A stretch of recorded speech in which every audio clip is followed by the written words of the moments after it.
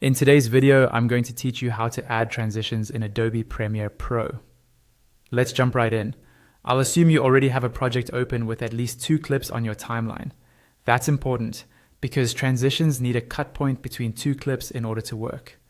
First, look up at the very top of the Premiere Pro interface and find the menu bar. There, click on Window. This menu controls which panels are visible in your workspace. From the drop-down list that appears, select Effects. As soon as you do that, you should see a new Effects tab show up, usually in the lower left area of your screen, alongside your project panel. If you don't see it right away, check through the tabs at the bottom left until you find Effects. Inside the Effects panel, look for a folder called Video Transitions. Click the little arrow beside it to expand it. Now you'll see a list of different transition categories, such as dissolve, wipe, slide, and more. Each of these folders groups together transitions with a similar style. Take a moment to click through them and expand each category so you can get a feel for the different looks that are available. Once you've found a transition that you like, it's time to apply it.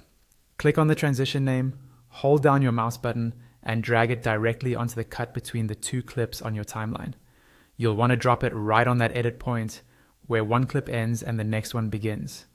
If you let go in the right spot, you'll see a colored bar or icon appear over the cut, indicating that the transition has been added. Sometimes, especially with more complex transitions or on slower machines, it may take a moment for Premiere Pro to process and apply the effect. If you see a red bar above that area of the timeline, that just means it might need rendering for smoother playback, which is normal. Now move your playhead to just before the transition and press play to preview it.